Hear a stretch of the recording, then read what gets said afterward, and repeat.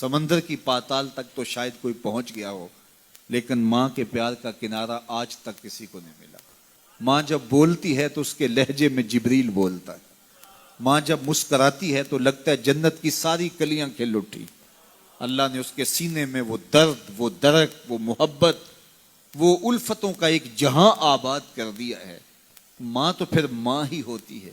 اس کے سینے میں رکھا ہوا پیار تو ایک عجیب کائنات ہے، تڑپتی ہوئی ممتا ایک الگ ہی جہان ہے۔ کبھی آپ نے دیکھا ہو کہ بچہ گھر سے نکلتا ہے، دنیا کی بڑی بڑی دانشگاہوں میں اس کا انتظار ہو رہا ہوتا ہے، لوگوں کو عقل و بینش سکھانے جا رہا ہوتا ہے، اس کی ایک ایک بات کو لوگ موتیوں کی طرح جھولیوں میں ڈالتے ہیں، اور دنیا کی دانشگاہوں میں، یونیورسٹیوں میں اور درسگاہوں میں لوگ اس کے موتیوں جیسے جملے سننے کے لیے بےتاب ہوتے ہیں کہ یہ عقل و بینش کا مرقع ہے، یہ فہم و ادراک کا پہاڑ ہے، اس کی باتیں زندگی گزارنے کا گر سکھاتی ہیں، تو لوگ سیکھنے کے لیے جمع ہوتے ہیں۔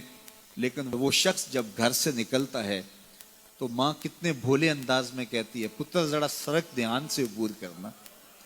جو دنیا کو عقل و بینش کا سبق سکھانے جا رہا ہے، اس کو یہ بھی نہیں پتا کہ سڑک کیسے عبور کرنی ہے۔ لیکن ماں کے پیار کا روپ ہے، یہ ماں کی محبت کا تیور ہے، یہ اس کی الفت کے رنگ ہیں۔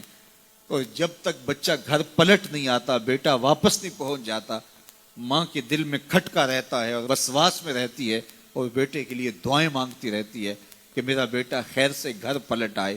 ماں کے سینے میں اتنا پیار کیوں ہے؟ دکھ جھیل لیتی ہے، تکلیفیں گوارا کر لیتی ہے۔ غریب مائیں تو بیٹوں اور بیٹیوں کا پیٹ پالنے کے لیے کسی کے گھر کے برتن بھی مانجنے پڑیں تو اس سے بھی گریز نہیں کرتی، تکلیفیں سہ لیتی ہیں، اذیتیں گوارا کر لیتی ہیں، لوگوں کی غلامیاں قبول کر لیتی ہیں۔ مائیں اپنی اولاد کے لیے کیا کچھ نہیں کرتی۔ ماں کو اپنی اولاد سے اتنا پیار کیوں ہے؟ ایک ہی جواب ہے، اس لیے کہ ماں نے اولاد کو جنم دیا ہے۔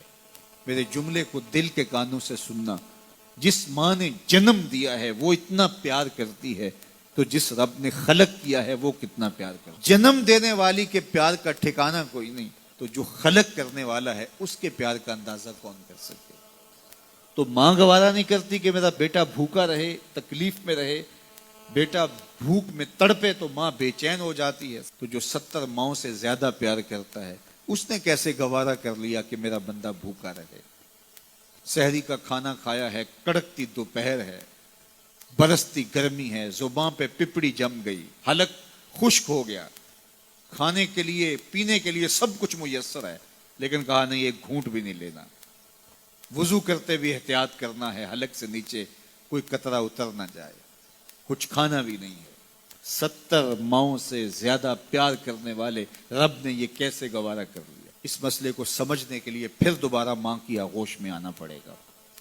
بیٹا بیمار ہو گیا، ماں ڈاکٹر کے پاس لے گئی، اس نے دوا تجویز کی، سیرپ لکھا، وہ کڑوا تھا، بیٹا پیتا نہیں، ماں نے زبردستی اس کو لٹا لیا، اس کا حلق کھولا، منہ کھولا، اس میں قطرے سیرپ کے ٹپکا رہی ہے، بچہ چیختا ہے، روتا ہے، لیکن جو وہ قطرے حلق سے نیچے اترتے جاتے ہیں، ماں کے چہرے پہ طمانینت آتی جاتی ہے۔ کیا ماں صفاق ہو گئی ہے؟ نہیں۔ ماں کی ممتا چھن گئی؟ نہیں۔ وہ جو بیٹے کی آنکھ میں آنسو نہیں دیکھ سکتی تھی، وہ تڑپتے ہوئے بچے کو دیکھ کے مطمئن کیوں ہے؟ کیا ماں کی ممتا رخصت ہوگی؟ جواب نہیں۔ تو پھر کیوں ماں اتنی خوش ہے؟ کہا بیٹا نہیں جانتا، ماں جانتی ہے، چند لمحوں کی تکلیف ہے، کچھ لہجوں کی کڑواہٹ اور تلخی ہے، لیکن یہ سیرپ جب معدے میں اترے گا تو نتیجہ شفا کی صورت میں برآمد ہوگا۔ ماں کی نگاہ اس کڑوے سیرپ پہ نہیں، ماں کی نگاہ نتیجے پہ ہے۔ کہا 70 ماؤں سے زیادہ پیار کرنے والا رب تمہیں بہت پیار کرتا ہے، لیکن بھوک اور پیاس اس لیے گوارا کروائی جا رہی ہے لعلکم تتقون، اس کا نتیجہ تقوی کی صورت میں برآمد ہوگا۔ تمہیں اتقاء کی دولت ملے گی، تم تقوی کا نور پالو گے۔ اس لیے یہ مہینہ ایک موقع ہے، ایک فرصت ہے، ہم اس فرصت کو غنیمت جانیں اور اپنے نفس کو قابو میں کریں۔